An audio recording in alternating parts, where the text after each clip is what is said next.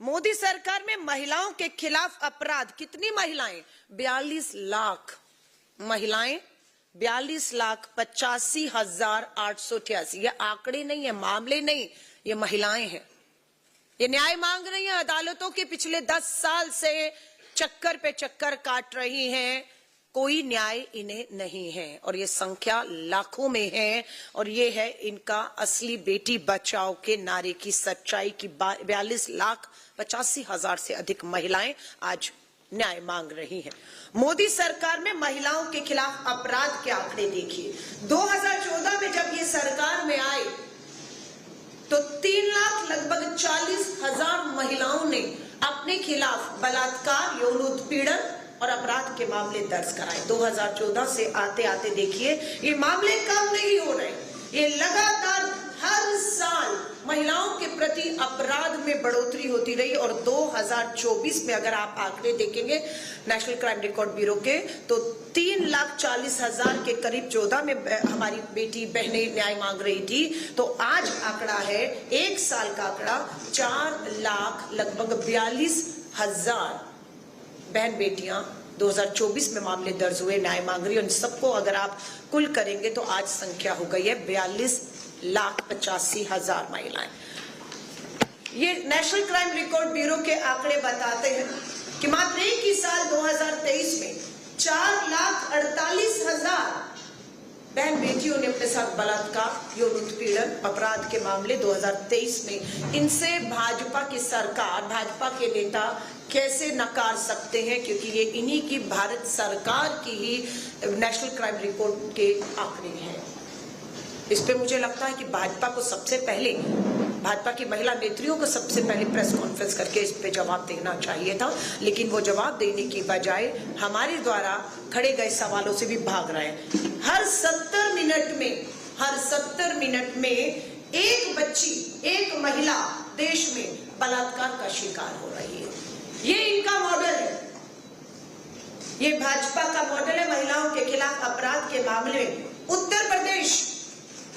उत्तर प्रदेश जहां पर भाजपा की डबल इंजन की सरकार चल रही है, पूरे देश में 66,000 महिलाओं ने अपनी शिकायतें उत्तर प्रदेश में दर्ज की हैं। और सरकार ये नहीं बता रही है कि मामले तो दर्ज हुए, अपराध हुआ, लेकिन न्याय कितनों को मिला, कितनों को फांसी और सजाएं मिली। हम सरकार से कहेंगे कि इस आंकड़ों के साथ हमें वो भी जानकारी दीजिए जहां पर सरकार कहे कितने लाख मामलों में इतनी बेटियों को न्याय मिल गया और इतने अपराधियों को हमने खास तौर से पोक्सो के तहत नाबालिग बच्चियों के अपराधियों को फांसी के तख्तों पर चढ़ा दिया है। एक भी मामला आज देश में सुनने और देखने को नहीं है जहां पर भाजपा की डबल इंजन की सरकारें खोखले नारे बेटी बचाओ के दे रही है और वहां पर न्याय मिल रहा हो। दूसरा राज्य भी भाजपा का राज्य है, महाराष्ट्र, भाजपा की डबल इंजन की सरकार। देश में महाराष्ट्र महिलाओं के अपराध के मामले में दूसरे नंबर पे खड़ा है। 47,000 लगभग 48,000 महिलाओं ने, बेटियों ने यहाँ पर भी अपनी शिकायतें दर्ज की हुई हैं, कोई न्याय नहीं। तीसरा, फिर से भाजपा शासित राजस्थान, भाजपा डबल इंजन की सरकार में 36,000 बहन बेटियों के साथ जो है दुष्कर्म, बलात्कार हुए और मामले दर्ज है, कोई सुनवाई नहीं, कोई न्याय नहीं। पश्चिम बंगाल, जहां पर अभी टीएमसी की सरकार थी, भाजपा वहां पर महिला सुरक्षा का मॉडल लेकर गई, लेकिन अगर उत्तर प्रदेश, महाराष्ट्र और राजस्थान के मॉडल पहुंच पाए होते तो मुझे बिल्कुल भरोसा है कि भाजपा की सरकार पश्चिम बंगाल में कभी नहीं बनती। लेकिन खेल कुछ और हो गया, इसलिए यूपी, महाराष्ट्र, राजस्थान नंबर 3 भाजपा शासित डबल इंजन की सरकार में महिलाओं की जो हालत है, उसके बाद बंगाल में उनका आना बेहद चिंता पैदा करता है, जो मुझे लगता है कि वहां की महिलाओं के लिए एक नई और एक बड़ी चुनौती खड़े करने वाला है। मध्य प्रदेश में भी भाजपा की डबल इंजन की सरकार, 32,000 महिला बेटियों ने वहां मामले दर्ज कराए हैं। बिहार में इनकी सरकार 27,000 महिलाओं ने। हरियाणा में भाजपा की डबल इंजन की सरकार में लगभग 14,000 महिलाओं ने, बेटियों ने। और भारत की राजधानी दिल्ली अछूती नहीं रही। अमित शाह जी देश के गृह मंत्री हैं, पुलिस, कानून व्यवस्था, बेटियों की, महिलाओं की सुरक्षा आपके अधीन है। और भारत की राजधानी दिल्ली भी अछूती नहीं है। अगर हम टॉप के राज्य लेते हैं, उन टॉप राज्यों में भारत की राजधानी दिल्ली भी अपराध के मामलों में जो है वो पहले, दूसरे, तीसरे पायदान में राज्यों के साथ खड़ी हुई है। ये टॉप 5 राज्यों का नेशनल क्राइम ब्यूरो ने आंकड़ा दिया है। उत्तर प्रदेश, महाराष्ट्र, राजस्थान, पश्चिम बंगाल और मध्य प्रदेश। महिलाओं के खिलाफ अपराध में उत्तर प्रदेश नंबर 1 पे खड़ा है। न्याय मांग रही है 66,000 महिलाएं। प्रत्येक दिन दलित महिलाओं के खिलाफ हिंसा हो रही है। इन सभी अपराधों में महिलाओं के प्रति जो अपराध है आप देखेंगे, उसमें सबसे ज्यादा अगर महिलाओं को देखा जाए तो दलित और आदिवासी महिलाएं सबसे ज्यादा यौन उत्पीड़न, शोषण, अन्याय, अत्याचार, दुष्कर्म की शिकार हुई हैं। नेशनल क्राइम रिकॉर्ड ब्यूरो के अनुसार भारत में प्रत्येक दिन, हर रोज 10 दलित महिलाओं के साथ बलात्कार हो रहा है। छेड़खानी नहीं, गाली गलौज नहीं, बलात्कार हो रहा है हर रोज 10। ये इस पे देश के प्रधानमंत्री नरेंद्र मोदी जी, देश के गृह मंत्री, देश की आधी आबादी आपसे जवाब मांग रही है कि ये कब थमेगा। हर रोज 10 दलित नाबालिग बच्चियों और महिलाओं के साथ अपराध हो रहा है। ये शर्मसार करने वाली तस्वीर बिहार, जहां पर भाजपा की डबल इंजन की सरकार जब शपथ ले रही थी, देश के प्रधानमंत्री, गृह मंत्री मंच पर थे, वहीं पर पटना स्टेशन से एक नाबालिग बच्ची को उठाकर उसका निरंतर सामूहिक बलात्कार हो रहा था। ठीक उस समय जब आप मंच पे अपनी नई सरकार, नए मंत्रिमंडल का जश्न मना रहे थे, उस समय की ये तस्वीर भी शर्मसार करती है। मैं आपको एक वीडियो भी दिखाना चाहती हूँ जो बिहार से है। बिहार में मुख्यमंत्री आवास से महज 3 किलोमीटर की दूरी पर कूड़े के ढेर में पड़ी हुई ये बच्ची,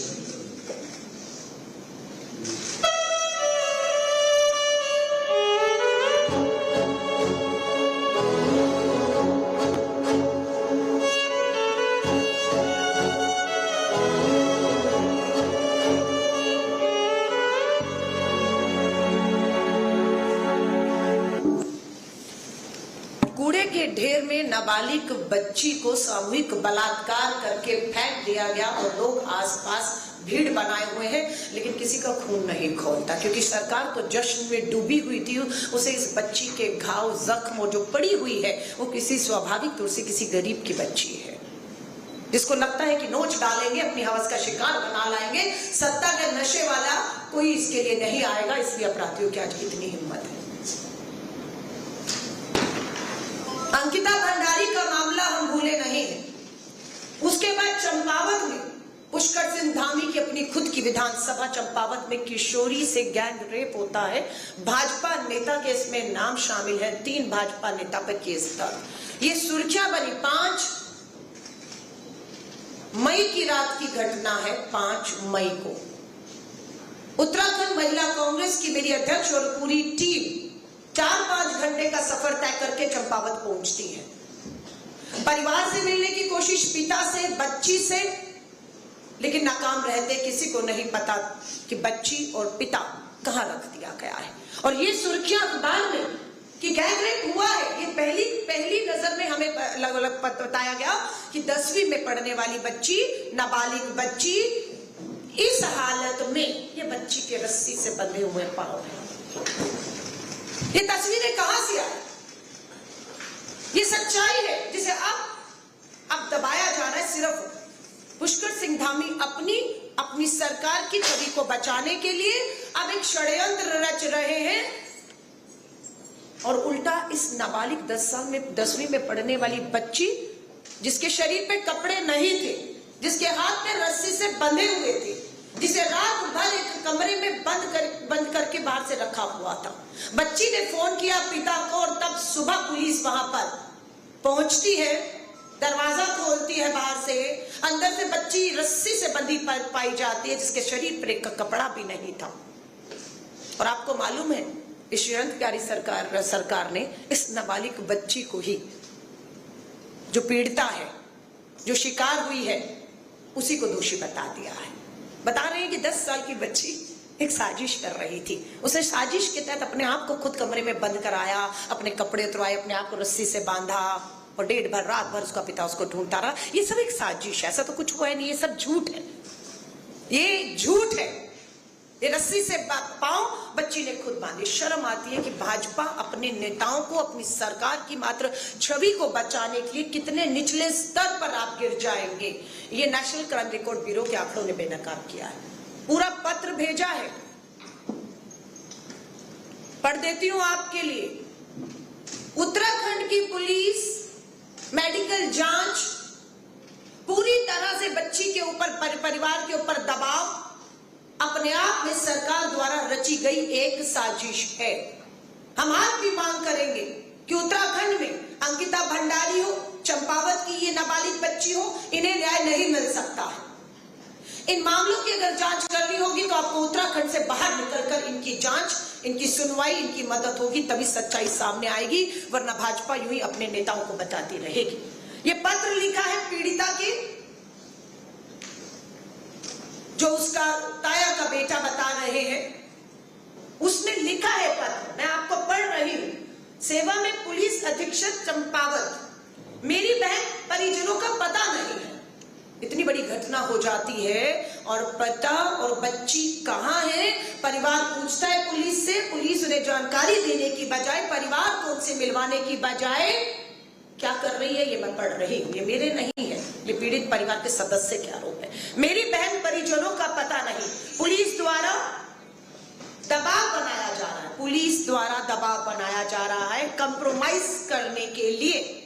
आगे लिखता है महोदय, मैं शिकायतकर्ता का नाम मैंने छुपा दिया है, मैं निवासी पीड़ित लड़की का भाई हूं।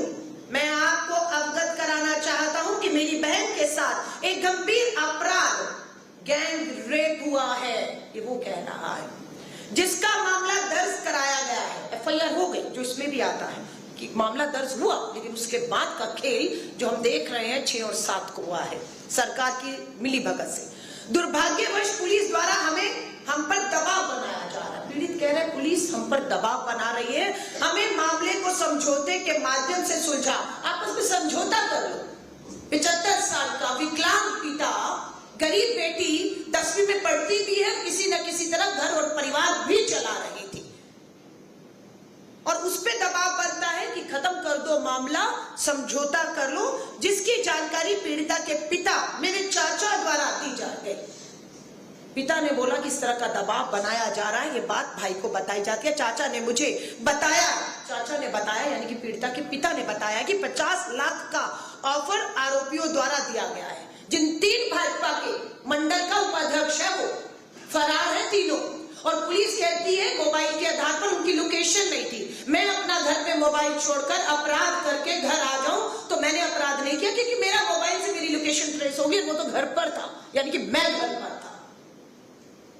पुलिस किसको बेवकूफ समझ रही है? अंकिता भंडारी के हत्यारों को, उस वीआईपी को तो आप सूली पर 2022 का मामला 26 आ गया नहीं चढ़ा पाए, और ये दूसरा मामला है जहां पर भाजपा की सरकार, पुलिस टोटल उन्हें बचाने का काम कर रही है। चाचा ने मुझे बताया जिसमें 50 लाख का ऑफर आरोपियों द्वारा, और ये 50 लाख आरोपियों के पास कहां से आते हैं? स्वाभाविक बात है, पुष्कर सिंह धामी धन बल से, पुलिस प्रशासन से, कानून से, वकील से अपराधियों के पीछे खड़ा है और बोल रहा है छवि बचाओ, अपनी भी और मेरी भी। 50 लाख का ऑफर आरोपियों द्वारा दिया जा रहा है, और हमें यह भी बताया जा रहा है कि हमारे परिजनों को पुलिस ने कल अपनी हिरासत में रखा हुआ है। जब हमारी महिला कांग्रेस की अध्यक्ष पुलिस थाने चंपावत पहुंची, बोला पिता कहां है? पिता हिरासत में है, पिता पुलिस थाने में बिठाया हुआ है, बेटी भी किसी से नहीं मिल सकती, उसे भी बिठाया हुआ है, लेकिन 3 अपराधी आजाद घूम रहे हैं, और एक नैरेटिव बनाया जा रहा है कि कुछ भी नहीं हुआ, ये खुद बच्ची ने मिलकर साजिश अपने आप रच ली है। मैं आपसे निवेदन करता हूं, कृपया इस मामले की जांच स्वतः करें और मेरे परिजनों की सुरक्षा सुनिश्चित करें, ताकि दोषी पुलिसकर्मियों, अब इसमें पुलिसकर्मियों को भी दोषी जो है वो परिवार बता रहा है, के खिलाफ उचित कार्रवाई हो, तथा मेरी बात मेरे चाचा श्री पदम सिंह से करवाई जाए। परिवार बात करना चाहता है, कोई बात नहीं, क्योंकि समझाया जा रहा है, दबाव दिया जा रहा है। ये खेल पूरे देश के अंदर भाजपा की डबल इंजन की सरकार में बेशर्मी से, धड़ेले से चल रहा है। ये मैं ही नहीं, भाजपा की अभी गाजियाबाद की जो महिला अध्यक्ष बता रहे हैं, नाम है गीता कौशिक, उसका भी वीडियो है। गाजियाबाद महिला मोर्चा की अध्यक्ष गीता कौशिक कहती हैं कि नितिन मित्तल गाजियाबाद भाजपा मोर्चा का उपाध्यक्ष है, उसे गलत गंदे मैसेज करता है। लेकिन प्रधानमंत्री मोदी जी अच्छे, अमित शाह जी अच्छे, उनके बेटी बचाओ का नारा अच्छा है, लेकिन पार्टी के भीतर एक बड़ा नेता दूसरी महिला नेत्री को इस तरह के अश्लील संदेश भेजता है और भाजपा के खोखला नारा वो बुलंद करते हैं दूसरे राज्यों में जाकर। मैं अभी खुद हिमाचल से होकर आ रही हूं,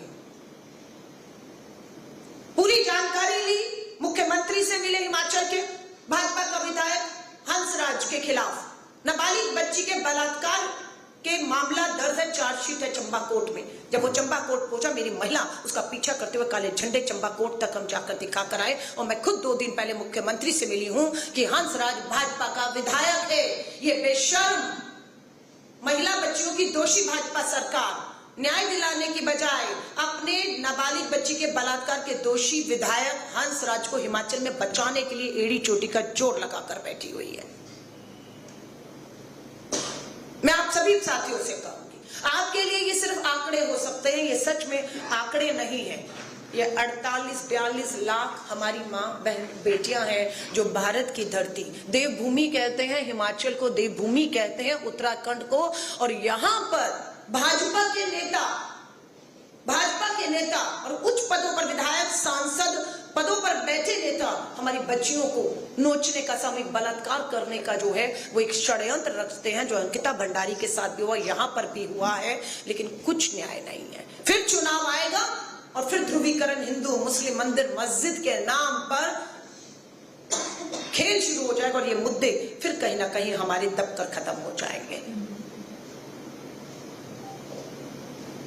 ऐसे कितने मामले में पूरी एक सूची लेकर आई हूं कि दोबारा हम लोग अगर दोहराएंगे तो गुजरात मॉडल लेकर देश के प्रधानमंत्री नरेंद्र मोदी जी 2014 में सत्ता में आए थे, गुजरात मॉडल, और हमारी आधी आबादी के लिए वो गुजरात का मॉडल अब समझ आता है कि वो गुजरात का बिल्किस बानो के सामूहिक बलात्कारी हत्यारों को फांसी की बजाय उम्र कैद में बदलने का गुजरात मॉडल था। और उसके बाद उन सबको एक विशेष सत्र गुजरात में बुलाकर जब उन्हें पैरोल पर छोड़ दिया गया, उनकी सजाएं माफी चूंकि माफ कर दी गई 11 सामूहिक बलात्कारों की, वो गुजरात का मॉडल था जो 2014 से 24 तक देश में आज पूरा लागू किया जा रहा है कि सामूहिक बलात्कार होंगे, फांसी नहीं होगी, उम्र कैद होगी और उसके बाद उन्हें क्लीन चिट देकर रिहा कर दिया जाएगा। ये मॉडल आज पूरे देश में गुजरात का मॉडल लागू हो चुका है। तो ये बेहद गंभीर चिंता का विषय है। उम्मीद करते हैं कि 2026 के जुलाई में जो मॉनसून का सत्र आना है, national crime record bureau Bharat सरकार के खुद की पोल खोलते हुए उसी की सरकार के ये जो देश में आंकड़े जारी हुए हैं, हम उम्मीद करते हैं इस पे भी गंभीरता से चर्चा होगी और सिर्फ चर्चा अपराध पर नहीं होगी, इसके अंजाम पर भी होगी कि अगर 42 लाख नाबालिग बच्ची और महिलाओं के साथ अपराध हुआ है, खासतौर से पोक्सो के तहत, उनको उनमें से कितनों को फांसी हुई है, उसके भी आंकड़े, उसकी भी जानकारी जुलाई मानसून सत्र में सरकार देश के सामने रखे, ताकि हमें यह विश्वास हो सके कि अगर एक तरफ अपराध हो रहा है तो दूसरी तरफ फांसियां भी हो रही हैं। लेकिन सच्चाई ये है कि ये सब नहीं हो रहा है, इसलिए अपराधियों की हिम्मत बढ़ी हुई है। और मैं दोबारा जिम्मेदारी से लास्ट शब्द आपके सामने रख रही हूं कि ये बलात्कारी बेटियों के दोषियों को भाजपा की डबल इंजन की सरकार का पूरी तरह से संरक्षण प्राप्त है। ये सत्ता में इनकी भागीदारी है और सत्ता इन्हें, भाजपा की सत्ता इन्हें निरंतर बचाने का जो है वो काम कर रही है। हरियाणा महिलाओं से दुष्कर्म के मामले में 5वें नंबर में खड़ा है, राजधानी दिल्ली से लगा हुआ। राजस्थान में महिला अपराध में 12.2% राष्ट्रीय औसत से 3 गुना ज्यादा, राष्ट्रीय औसत से 3 गुना ज्यादा राजस्थान में लगातार अपराध हो रहे हैं। तो मैं एक महिला कांग्रेस की राष्ट्रीय अध्यक्ष होने के नाते आज इस पे अपनी चिंता व्यक्त करती हूं और पूरे देश के अंदर हम इन 42 लाख महिलाओं और बेटियों के सारे आंकड़े जानकारियां हम भी एकत्रित कर रहे हैं। हम इन महिलाओं तक देश भर में पहुंचकर इनकी लड़ाई कहाँ है, कहाँ भाजपा अगर इन्हें नेताओं को, अपने नेताओं को जो दोषी हैं, अगर उनको बचाने के लिए खड़ी है, तो अब हमारा समाज का, मैं कहूंगी आप पत्रकार साथियों को भी कहूंगी, सबका हमका फर्ज बनता है कि अगर सत्ता और सरकार दोषियों के साथ खड़ी है, अपराधियों के साथ खड़ी है, उन्हें बचा रही है, तो हमें समय आ गया है कि पीड़ितों के साथ खड़ा होकर उन्हें न्याय दिलाना होगा। वरना यही होगा जो इस मामले में आप 2 दिन के अंदर मामले को पलटते हुए देख रहे हैं। ये तस्वीरें यूं ही हमें शर्मसार जो है वो करती रहेंगी। यूं ही हर कोई परिवार का आदमी पत्र लिखता रहेगा और ये उसे साजिशें बताते रहेंगे। धन्यवाद। आप पत्रकार साथियों का इससे संबंधित कोई भी सवाल हो आप ले सकते हैं। अलका जी, एनसीआरबी के जो ताजा आंकड़े आए हैं उनके अनुसार अगर देश के 19 प्रमुख महानगरों की बात करें तो संज्ञेय अपराध में दिल्ली नंबर 1 पे है। वहीं जिस तरह से कोलकाता को लेकर भारतीय जनता पार्टी लगातार आरोप लगाया, एनसीआरबी के आंकड़े कहते हैं कोलकाता सबसे सुरक्षित शहर है, सबसे कम अपराध महानगरों में वहाँ है, दिल्ली नंबर 1 पे है। देखिए, मैं भी कह रही हूँ, केंद्रीय गृह मंत्रालय के अंदर आती है। मैंने भी नेशनल क्राइम रिकॉर्ड ब्यूरो के बाद अखबार की हेडलाइन पढ़ी है कि most unsafe metro city for women in India is Delhi.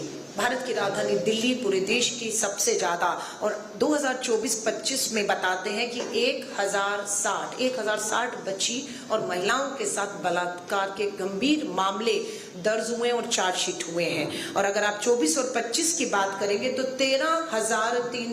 400 के करीब 13,400 महिलाओं के साथ राजधानी दिल्ली में 13,000 बलात्कार के मामले दर्ज हुए।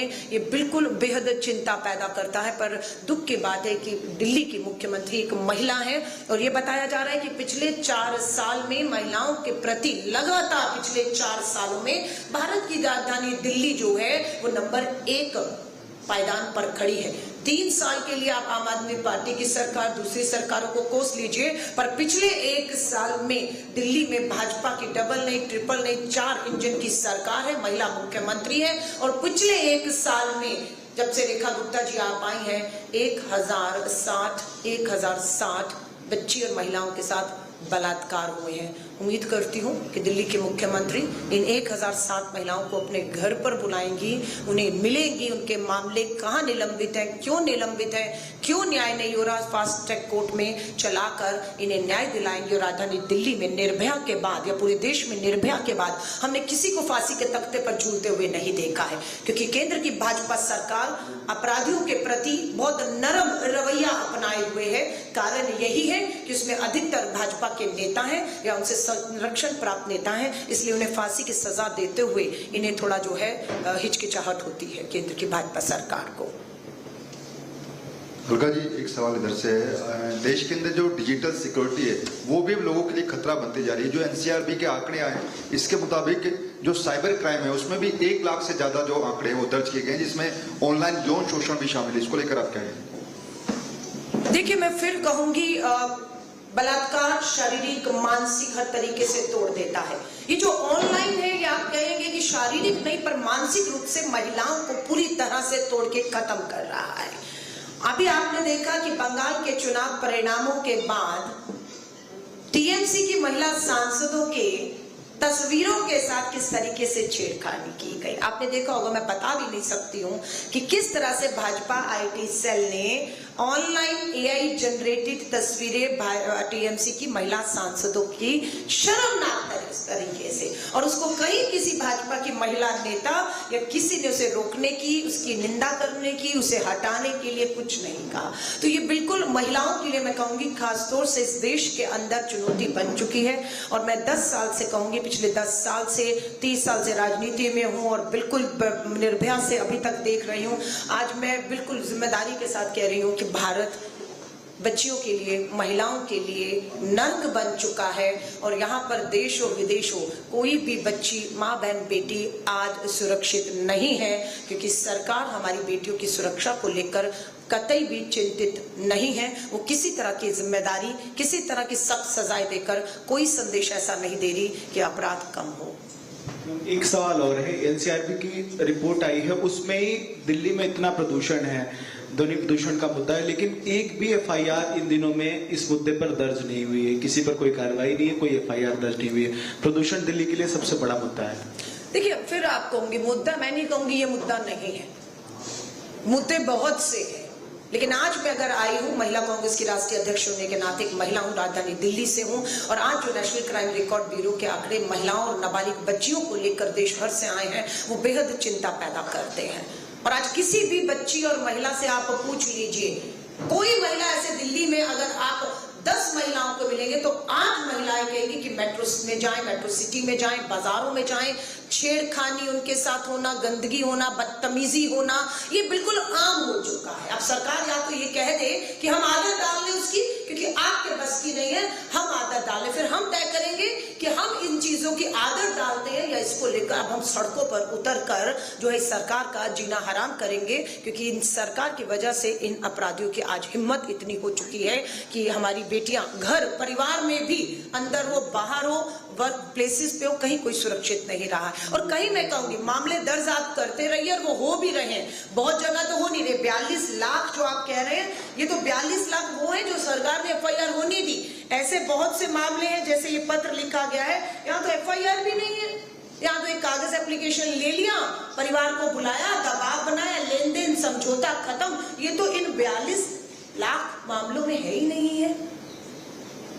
तो ऐसे हिसाब से तो करोड़ों मामले हैं जो दर्ज नहीं हो पा रहे, और सामूहिक बलात्कार के बाद बच्चियों को कहीं कोई न्याय नहीं है। और इन 42 लाख को भी जो सरकारी आंकड़े हैं, यहाँ पर भी सजा 42 लाख अगर महिलाएं बच्चियां हैं तो 42 लाख मानकर चलिए अपराधी और दोषी हैं। इन 42 लाख में से पिछले 10 साल में 42 लोगों को भी फांसी, उम्र कैद की सजा हुई हो, तो मैं कहती हूँ सरकार बताए हमें, हम सरकार से पूछ रहे हैं। लेकिन सच्चाई है कि सामूहिक बलात्कार हत्या के दोषी लोगों को, बाबाओं को, ये सरकार बीच चुनाव में पैरोल में छोड़कर उनसे वोट मंगवाने का शर्मनाक काम कर रही है। उनके लिए लाल कारपेट बिछवाकर उन्हें अयोध्या के दर्शन करवाती है। धन्यवाद आप सभी पत्रकार साथियों का।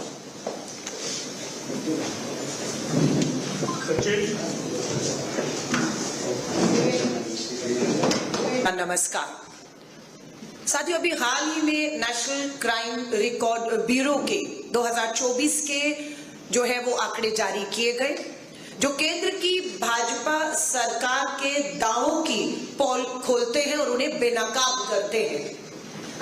भाजपा के लिए लाइनें पड़ रही हो, भाजपा की सरकार के लिए नारी वंदन तो बहाना है, नारी वंदन तो बहाना है, नारी सुरक्षा के नाम पर मात्र घड़ियाली आंसू बहाना है, अपने खास नेताओं को सजा से बचाना है, अपना असली चरित्र इन्हें दिखाना है, एप्स्टीन फाइल से भी इन्हें ध्यान भटकाना है। ये सच्चाई है आज देश की। बहुत ही दुख और दुर्भाग्य से कहना पड़ रहा है कि नेशनल क्राइम रिकॉर्ड ब्यूरो के जो आंकड़े हैं 2014 से अगर हम 24 लें, मोदी सरकार में महिलाओं के खिलाफ अपराध, कितनी महिलाएं? 42 लाख महिलाएं, 42,85,888। ये आंकड़े नहीं है, मामले नहीं, ये महिलाएं हैं। ये न्याय मांग रही हैं, अदालतों के पिछले 10 साल से चक्कर पे चक्कर काट रही हैं, कोई न्याय इन्हें नहीं है, और ये संख्या लाखों में है। और ये है इनका असली बेटी बचाओ के नारे की सच्चाई की 42,85,000 से अधिक महिलाएं आज न्याय मांग रही हैं। मोदी सरकार में महिलाओं के खिलाफ अपराध के आंकड़े देखिए। 2014 में जब ये सरकार में आए तो 3,40,000 महिलाओं ने अपने खिलाफ बलात्कार, यौन उत्पीड़न और अपराध के मामले दर्ज कराए। 2014 से आते आते देखिए ये मामले कम नहीं हो रहे, ये लगातार हर साल महिलाओं के प्रति अपराध में बढ़ोतरी होती रही। और 2024 में अगर आप आंकड़े देखेंगे नेशनल क्राइम रिकॉर्ड ब्यूरो के, तो 3,40,000 के करीब 14 में हमारी बेटी बहनें न्याय मांग रही थी, तो आज आंकड़ा है 1 साल का आंकड़ा 4 लाख लगभग 42,000 बहन बेटियां 2024 में मामले दर्ज हुए न्याय मांग रही है। उन सबको अगर आप कुल करेंगे तो आज संख्या हो गई है 42,85,000 महिलाएं। ये नेशनल क्राइम रिकॉर्ड ब्यूरो के आंकड़े बताते हैं कि मात्र एक ही साल 2023 में 4,48,000 बहन बेटियों ने अपने साथ बलात्कार, यौन उत्पीड़न, अपराध के मामले 2023 में। इनसे भाजपा की सरकार, भाजपा के नेता कैसे नकार सकते हैं, क्योंकि ये इन्हीं की भारत सरकार की ही नेशनल क्राइम रिकॉर्ड के आंकड़े हैं। इस पे मुझे लगता है कि भाजपा को सबसे पहले, भाजपा की महिला नेत्रियों को सबसे पहले प्रेस कॉन्फ्रेंस करके इस पे जवाब देना चाहिए था, लेकिन वो जवाब देने की बजाय हमारे द्वारा खड़े गए सवालों से भी भाग रहे हैं। हर 70 मिनट में एक बच्ची, एक महिला देश में बलात्कार का शिकार हो रही है। ये इनका मॉडल है, ये भाजपा का मॉडल है महिलाओं के खिलाफ अपराध के मामले में। उत्तर प्रदेश जहां पर भाजपा की डबल इंजन की सरकार चल रही है, पूरे देश में 66,000 महिलाओं ने अपनी शिकायतें उत्तर प्रदेश में दर्ज की हैं, और सरकार ये नहीं बता रही है कि मामले तो दर्ज हुए, अपराध हुआ, लेकिन न्याय कितनों को मिला, कितनों को फांसी और सजाएं मिली। हम सरकार से कहेंगे कि इस आंकड़ों के साथ हमें वो भी जानकारी दीजिए जहां पर सरकार कहे कितने लाख मामलों में इतनी बेटियों को न्याय मिल गया और इतने अपराधियों को हमने खास तौर से पोक्सो के तहत नाबालिग बच्चियों के अपराधियों को फांसी के तख्तों पर चढ़ा दिया है। एक भी मामला आज देश में सुनने और देखने को नहीं है जहां पर भाजपा की डबल इंजन की सरकारें खोखले नारे बेटी बचाओ के दे रही है और वहां पर न्याय मिल रहा हो। दूसरा राज्य भी भाजपा का राज्य है, महाराष्ट्र, भाजपा की डबल इंजन की सरकार।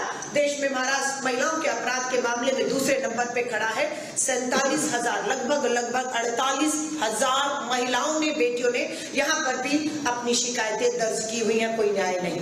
तीसरा, फिर से भाजपा शासित राजस्थान, भाजपा डबल इंजन की सरकार में 36,000 बहन बेटियों के साथ जो है दुष्कर्म, बलात्कार हुए और मामले दर्ज है, कोई सुनवाई नहीं, कोई न्याय नहीं। पश्चिम बंगाल जहां पर अभी टीएमसी की सरकार थी, भाजपा वहां पर महिला सुरक्षा का मॉडल लेकर गई, लेकिन अगर उत्तर प्रदेश, महाराष्ट्र और राजस्थान के मॉडल पहुंच पाए होते तो मुझे बिल्कुल भरोसा है कि भाजपा की सरकार पश्चिम बंगाल में कभी नहीं बनती। लेकिन खेल कुछ और हो गया, इसलिए यूपी, महाराष्ट्र, राजस्थान नंबर 3 भाजपा शासित डबल इंजन की सरकार में महिलाओं की जो हालत है, उसके बाद बंगाल में उनका आना बेहद चिंता पैदा करता है, जो मुझे लगता है कि वहां की महिलाओं के लिए एक नई और एक बड़ी चुनौती खड़े करने वाला है। मध्य प्रदेश में भी भाजपा की डबल इंजन की सरकार, 32,000 महिला बेटियों ने वहां मामले दर्ज कराए हैं। बिहार में इनकी सरकार 27,000 महिलाओं ने। हरियाणा में भाजपा की डबल इंजन की सरकार में लगभग 14,000 महिलाओं ने, बेटियों ने, और भारत की राजधानी दिल्ली अछूती नहीं रही। अमित शाह जी देश के गृह मंत्री है, पुलिस, कानून व्यवस्था, बेटियों की, महिलाओं की सुरक्षा आपके अधीन है, और भारत की राजधानी दिल्ली भी अछूती नहीं है। अगर हम टॉप के राज्य लेते हैं, उन टॉप राज्यों में भारत की राजधानी दिल्ली भी अपराध के मामलों में जो है वो पहले, दूसरे, तीसरे पायदान में राज्यों के साथ खड़ी हुई है। ये टॉप 5 राज्यों का नेशनल क्राइम ब्यूरो ने आंकड़ा दिया है। उत्तर प्रदेश, महाराष्ट्र, राजस्थान, पश्चिम बंगाल और मध्य प्रदेश। महिलाओं के खिलाफ अपराध में उत्तर प्रदेश नंबर 1 पे खड़ा है, न्याय मांग रही है 66,000 महिलाएं। प्रत्येक दिन दलित महिलाओं के खिलाफ हिंसा हो रही है। इन सभी अपराधों में महिलाओं के प्रति जो अपराध है आप देखेंगे, उसमें सबसे ज्यादा अगर महिलाओं को देखा जाए तो दलित और आदिवासी महिलाएं सबसे ज्यादा यौन उत्पीड़न, शोषण, अन्याय, अत्याचार, दुष्कर्म की शिकार हुई है। नेशनल क्राइम रिकॉर्ड ब्यूरो के अनुसार भारत में प्रत्येक दिन, हर रोज 10 दलित महिलाओं के साथ बलात्कार हो रहा है। छेड़खानी नहीं, गाली गलौज नहीं, बलात्कार हो रहा है हर रोज 10। ये इस पे देश के प्रधानमंत्री नरेंद्र मोदी जी, देश के गृह मंत्री, देश की आधी आबादी आपसे जवाब मांग रही है कि ये कब थमेगा। हर रोज 10 दलित नाबालिग बच्चियों और महिलाओं के साथ अपराध हो रहा है। ये शर्मसार करने वाली तस्वीर बिहार, जहां पर भाजपा की डबल इंजन की सरकार जब शपथ ले रही थी, देश के प्रधानमंत्री गृह मंत्री मंच पर थे, वहीं पर पटना स्टेशन से एक नाबालिग बच्ची को उठाकर उसका निरंतर सामूहिक बलात्कार हो रहा था। ठीक उस समय जब आप मंच पे अपनी नई सरकार, नए मंत्रिमंडल का जश्न मना रहे थे, उस समय की ये तस्वीर भी शर्मसार करती है। मैं आपको एक वीडियो भी दिखाना चाहती हूँ जो बिहार से है। बिहार में मुख्यमंत्री आवास से महज 3 किलोमीटर की दूरी पर कूड़े के ढेर में पड़ी हुई ये बच्ची,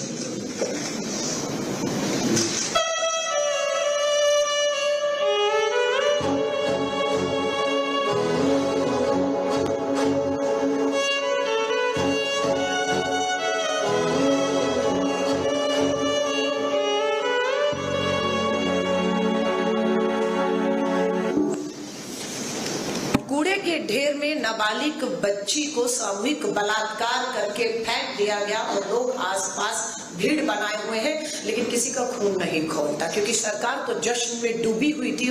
उसे इस बच्ची के घाव, जख्म जो पड़ी हुई है, वो किसी स्वाभाविक तौर से किसी गरीब की बच्ची है, जिसको लगता है कि नोच डालेंगे, अपनी हवस का शिकार बना लाएंगे, सत्ता के नशे वाला कोई इसके लिए नहीं आएगा, इसलिए अपराधियों की आज इतनी हिम्मत है। अंकिता भंडारी का मामला हम भूले नहीं हैं।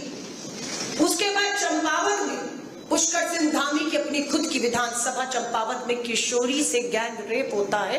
भाजपा नेता के इसमें नाम शामिल है, 3 भाजपा नेता पर केस दर्ज। ये सुर्खियां बनी 5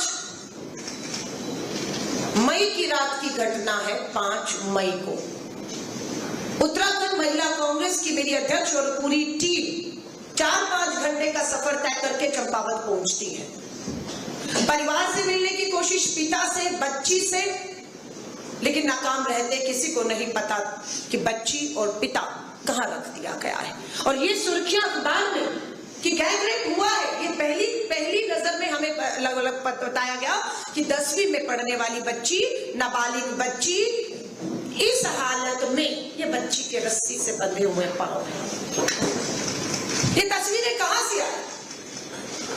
ये सच्चाई है जिसे अब दबाया जा रहा है। सिर्फ पुष्कर सिंह धामी अपनी सरकार की छवि को बचाने के लिए अब एक षड्यंत्र रच रहे हैं, और उल्टा इस नाबालिग 10वीं में पढ़ने वाली बच्ची, जिसके शरीर पे कपड़े नहीं थे, जिसके हाथ में रस्सी से बंधे हुए थे, जिसे रात भर एक कमरे में बंद करके बाहर से रखा हुआ था। बच्ची ने फोन किया पिता को, और तब सुबह पुलिस वहां पर पहुंचती है, दरवाजा खोलती है बाहर से, अंदर से बच्ची रस्सी से बंधी पाई जाती है, जिसके शरीर पर एक कपड़ा भी नहीं था। और आपको मालूम है, इस षड्यंत्रकारी सरकार ने इस नाबालिग बच्ची को ही, जो पीड़िता है, जो शिकार हुई है, उसी को दोषी बता दिया है। बता रहे हैं कि 10 साल की बच्ची एक साजिश कर रही थी। उसे साजिश के तहत अपने आप को खुद कमरे में बंद कराया, अपने कपड़े उतरवाए, अपने आप को रस्सी से बांधा, और रात भर उसका पिता उसको ढूंढता रहा। ये सब एक साजिश है, ऐसा तो कुछ हुआ ही नहीं, ये सब झूठ है, ये झूठ है। ये रस्सी से पांव बच्ची ने खुद बांधी। शर्म आती है कि भाजपा अपने नेताओं को, अपनी सरकार की मात्र छवि को बचाने के लिए कितने निचले स्तर पर आप गिर जाएंगे। ये नेशनल क्राइम रिकॉर्ड ब्यूरो के आंकड़ों ने बेनकाब किया है। पूरा पत्र भेजा है, पढ़ देती हूं आपके लिए। उत्तराखंड की पुलिस मेडिकल जांच, पूरी तरह से बच्ची के ऊपर, परिवार के ऊपर दबाव, अपने आप में सरकार द्वारा रची गई एक साजिश है। हम आज भी मांग करेंगे कि उत्तराखंड में अंकिता भंडारी हो, चंपावत की ये नाबालिग बच्ची हो, इन्हें न्याय नहीं मिल सकता है। इन मामलों की अगर जांच करनी होगी तो आपको उत्तराखंड से बाहर निकलकर इनकी जांच, इनकी सुनवाई, इनकी मदद होगी, तभी सच्चाई सामने आएगी, वरना भाजपा यूं ही अपने नेताओं को बताती रहेगी। ये पत्र लिखा है पीड़िता के, जो उसका ताया का बेटा बता रहे हैं, उसने लिखा है पत्र, मैं आपको पढ़ रही हूं। सेवा में पुलिस अधीक्षक चंपावत, मेरी हो जाती है और पिता और बच्ची कहाँ है, परिवार पूछता है पुलिस से, पुलिस उन्हें जानकारी देने की बजाय, परिवार को उनसे मिलवाने की बजाय क्या कर रही है, ये मैं पढ़ रही हूं, ये मेरे नहीं है, ये पीड़ित परिवार के सदस्य के आरोप है। मेरी बहन परिजनों का पता नहीं, पुलिस द्वारा दबाव बनाया जा रहा है, पुलिस द्वारा दबाव बनाया जा रहा है कंप्रोमाइज करने के लिए। आगे लिखते हैं महोदय, मैं शिकायतकर्ता का नाम मैंने छुपा दिया है, मैं निवासी पीड़ित लड़की का भाई हूं। मैं आपको अवगत कराना चाहता हूं कि मेरी बहन के साथ एक गंभीर अपराध गैंग रेप हुआ है, ये वो कह रहा है, जिसका मामला दर्ज कराया गया है, एफआईआर हो गई, जो इसमें भी आता है कि मामला दर्ज हुआ, लेकिन उसके बाद का खेल जो हम देख रहे हैं 6 और 7 को हुआ है सरकार की मिलीभगत से। दुर्भाग्यवश पुलिस द्वारा हम पर दबाव बनाया जा रहा है। पीड़ित कह रहे हैं पुलिस हम पर दबाव बना रही है, हमें मामले को समझौते के माध्यम से सुलझा, आपस में समझौता कर लो। 75 साल का विकलांग पिता, गरीब बेटी 10वीं में पढ़ती भी है, किसी न किसी तरह घर और परिवार भी चला रही थी, और उस पे दबाव बनता है कि खत्म कर दो मामला, समझौता कर लो, जिसकी जानकारी पीड़िता के पिता, मेरे चाचा द्वारा दी जा गई। पिता ने बोला कि इस तरह का दबाव बनाया जा रहा है, ये बात भाई को बताई जाती है। चाचा ने मुझे बताया, चाचा ने बताया यानी कि पीड़िता के पिता ने बताया कि 50 लाख का ऑफर आरोपियों द्वारा दिया गया है। जिन 3 भाजपा के मंडल का उपाध्यक्ष है वो फरार है तीनों, और पुलिस कहती है मोबाइल के आधार पर उनकी लोकेशन नहीं थी। मैं अपना घर में मोबाइल छोड़कर अपराध करके घर आ जाऊं तो मैंने अपराध नहीं किया, क्योंकि मेरा मोबाइल से मेरी लोकेशन ट्रेस होगी, वो तो घर पर था, यानी कि मैं घर पर था।